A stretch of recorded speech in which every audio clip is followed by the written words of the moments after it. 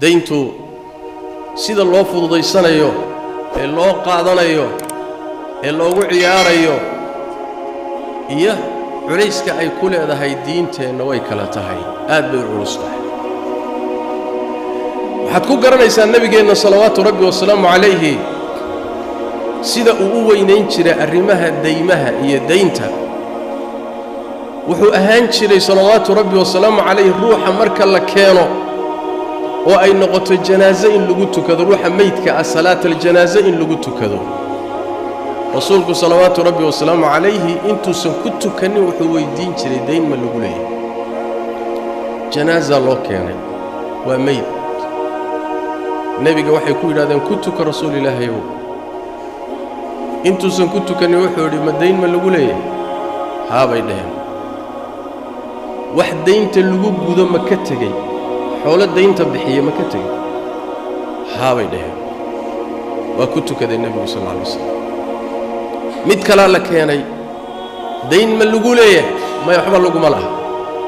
waa ku tukaday nebigu sal alla alay wasalam mid saddexaad baa la keenay war dayn ma lagu leeyahay haa waa lagu leeyahay wax daynta guda ma ka tegey maya kama tegin salluu calaa saaxibikum nebigu waa isaga tegey salawaatu rabbi wasalaamu calayh waa ka jeedsaday kadibna saxaabadiisiiba wuxuu ku yidhi ku tukada idinku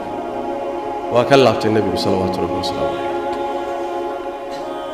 ruuxa muslimkaa markuu geeriyoodo xuquuqda uu muslimiinta ku leeyahay waxaa ka mida in lagu tukado lana asturo wamaca daalika nebigu salawaatu rabbi wasalaamu calayh waa ka jeedsaday ku tukashadiisa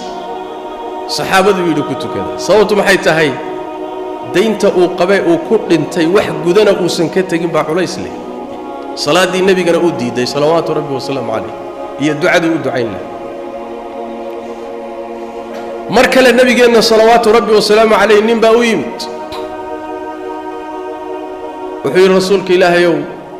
janaaza loo keenay baan dhihi lahay markuu damcay nebigu inuu ku tukado wuxuu yidhi dayn ma lagu leeyahay haa baa layidhi idinku ku tukada buuri waa isaga tegey nin saxaabada ka mid oo meesha jooga abu qataada la yidhahdaa wuxuu yidhi rasuulka ilaahayow ku tuko dayntiisii anay saaran tahay anaa qaaday anaa bixinaya markaasaa nebigu wuxuu yidhi sal alla alayh wasalam ma aday ku saaran tahay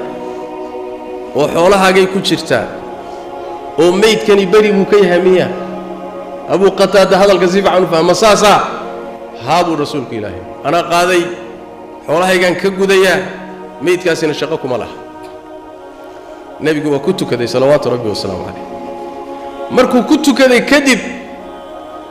maalintii la aasay maalinkii xigay ayuu nebigu la kulmay abu qataada meel bay isaga hor yimaadeen wuxuu ku yidhi abu qataadow labadii diinaar maxay sameeyeen ninka 2 diinaar baa lagu lahaa 2 diinaaroo dahaba ayaa lagu lahaa war 2 diinaar maxay sameeyeen ka warran buu ku yidhi ma guday buu ka wadaa ma bixis wuxuu yidhi rasuulku ilaahay dee shalay unbuuba geeriyooday yani waqtiba kama soo wareeg shalay un bay ahayd nebigu salawaatu rabbi wasalaamu calayhi maalinkii xigay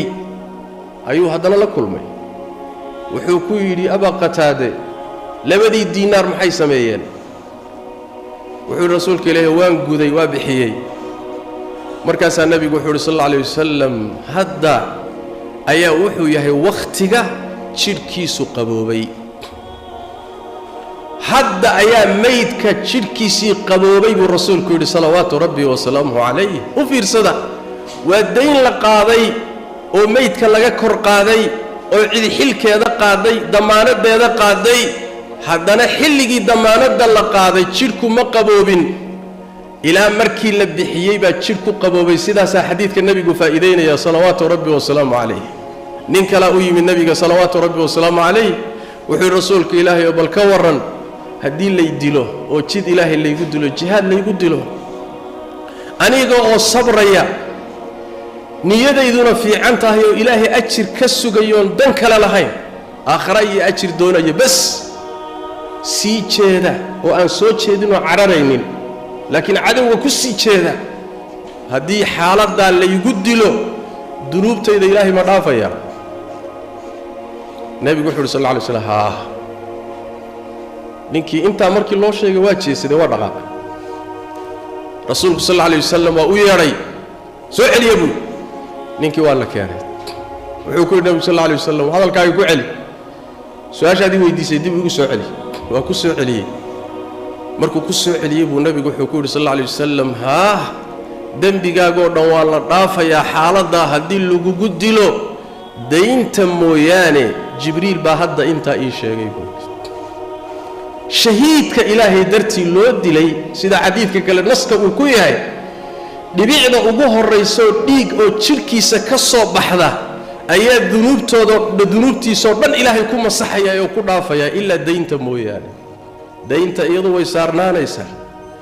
haddii shahiidnimo ay dayntii fakin weyday ruuxii lagaga cafin waayo maa baaluka marka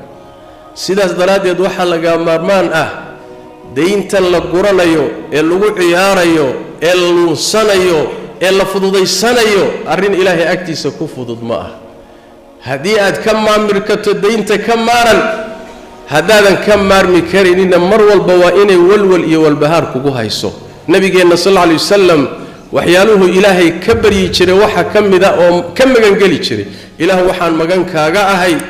dayntu inay iga adkaato oo culays daymeed oonan bixin karayn inuu fuulo ayaan ilaahu magan kaaga ahay buu nabigu dhihi jiray salawaatu rabbi wa salaamu